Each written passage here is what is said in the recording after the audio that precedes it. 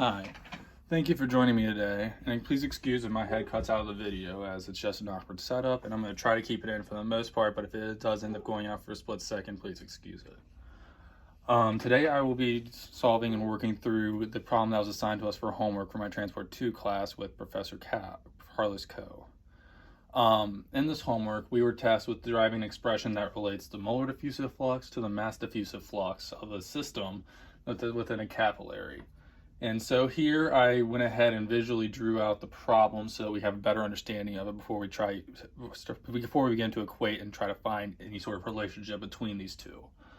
So looking at the problem and looking at the pictures, we can see that in the capillary system, we have components A and we have component B, both at a uniform pressure and a uniform temperature before and after the system is separated by a divider and when the divider is removed.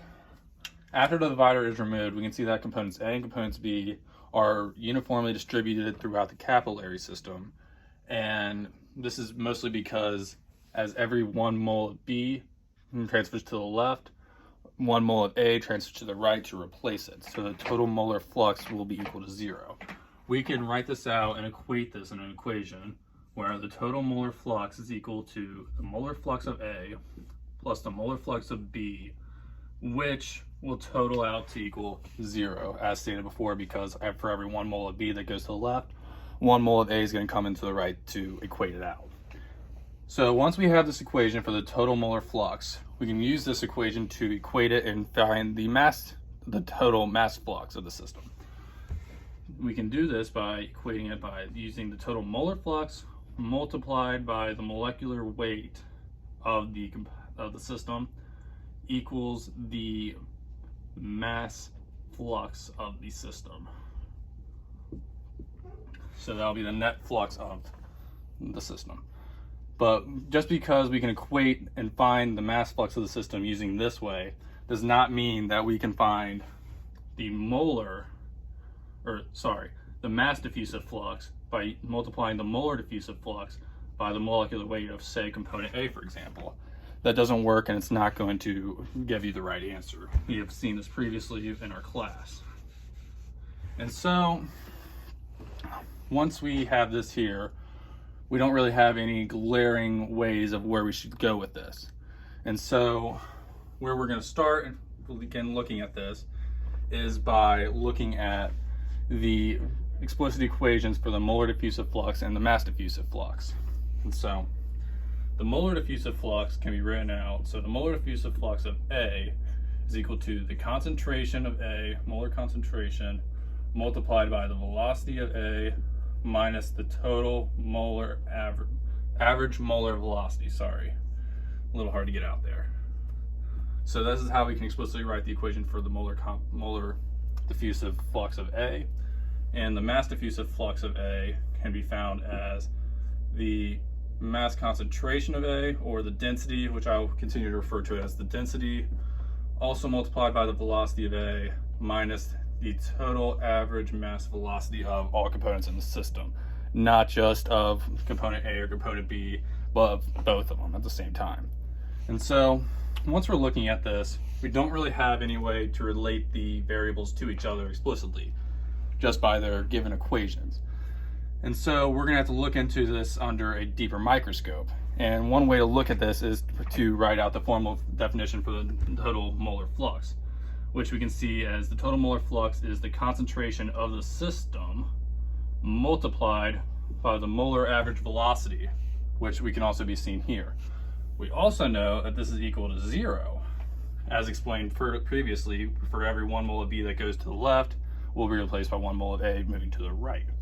And so we know that we have some sort of concentration within the system of A and B. So that ends up telling us that the total molar velocity here, V bar, has to be equal to 0. So that actually ends up clearing a lot, and this is how this ended up coming back to help us down the road. So now we can rewrite the equation of the molar diffusive flux of A is equal to the concentration of A multiplied by the velocity of A. So now that we have this, we have some idea of where we can go now. We can rewrite this equation where we have the velocity of A is equal to the total molar diffusive flux over the concentration of A. And see where this is going? Right there. Boom. And so this allows us to rewrite and be able to relate the two variables. So we have the mass diffusive flux of A is equal to the density of A multiplied by the total molar diffusive flux of A over the concentration of A minus density of A again multiplied by the total average velocity of the total average mass velocity of the system. This can actually even be further broken down here, as we can see. I'll make a little side note up here, as the density of A over the concentration of A is actually the molecular weight of A. So we can rewrite this as JA, mass diffusive flux of A, is equal to the molecular weight of A multiplied by the mass molar diffusive flux of A minus this second term. And the thing is that with this second term, we can actually simplify even further. We'll bring it over here, and we'll just look at it under a microscope real quick. So, looking at the second term, which is the density of A multiplied by the total average mass velocity of the system. We know that this is a weighted average of both components A and B. And we can rewrite this as, it's the density of A multiplied by the velocity of A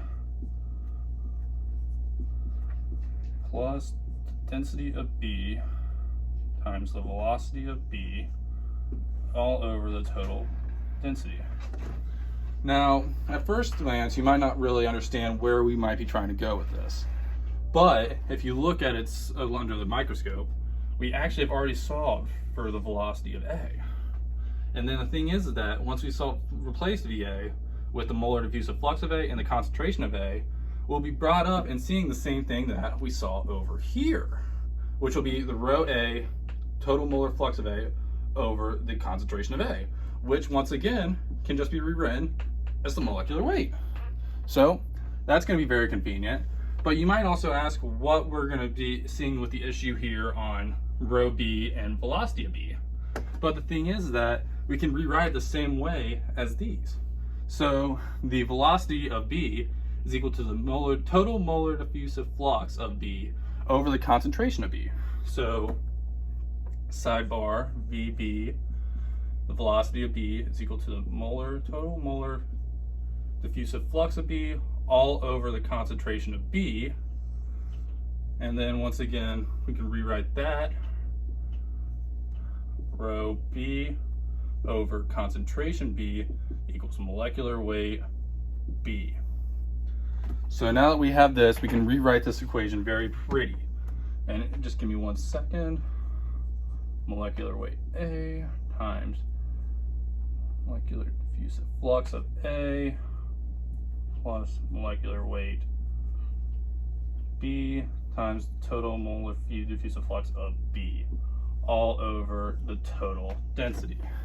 And so now that we have this, we have pretty much a rewritten version of V, which we can then substitute in for this V that we have in the original equation over here. And we can just pretty much have that second term as written. So disregarding all of this, here, let me rewrite this.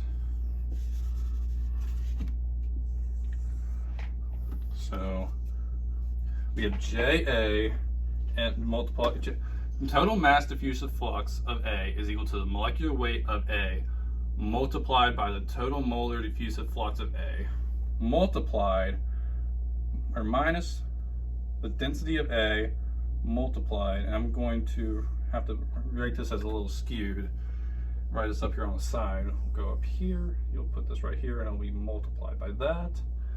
Molecular weight A, total molar diffusive flux of A, plus a stickler for my parentheses too. Molecular weight of B times the total molar diffusive flux of B all over the total density. And now the question is, now that we have JA, we have total molar diffusive flux of A and the total molar diffusive flux of B. And the question is, how can we work around this? Because we don't really know how these two equate. But in reality, it's quite simple. Because we know that for every 1 mole of A that goes to the right, 1 mole of B has to go to the left. So this pretty much tells us that JA equals negative JB, or vice versa down here.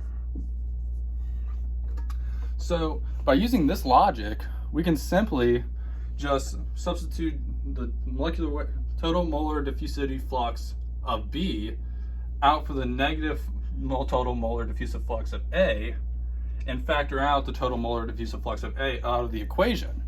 And so we can simplify this equation even further by saying the mass diffusive flux of A is equal to the molecular weight of A multiplied by the total molar diffusive flux of A minus, clean this up, rho A, which is the density of A, multiplied by JA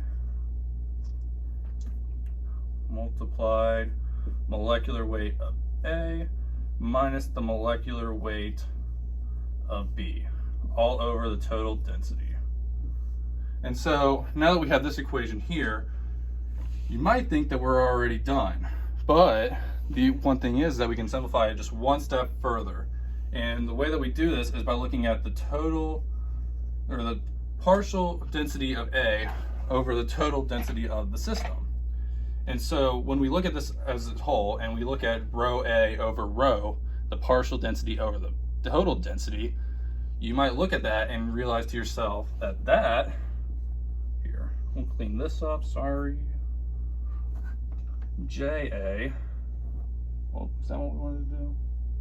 No. Density of A over the density is equal to the molecular weight, which is W.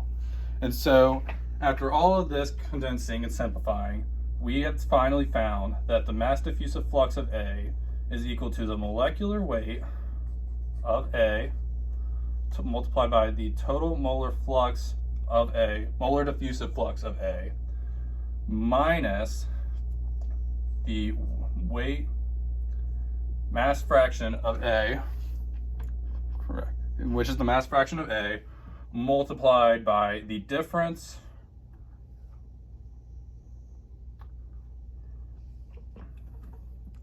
which is then multiplied by total molar diffusive flux, not the difference yet, and then the difference of the molecular weights.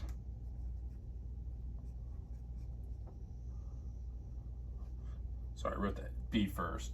Molecular weight of B minus molecular weight of A. We can then simplify this one step further just by pulling out the total molar diffusive flux. And so the final equation we will be left with is the total mass diffusive flux multiplied by the molar diffusive flux multiplied by the molecular weight of A minus the mass fraction of A multiplied by the molecular weight difference between A and the molecular weight difference of B. And that is our relationship that we are trying to show. Thank you for coming. I hope that this answered any questions.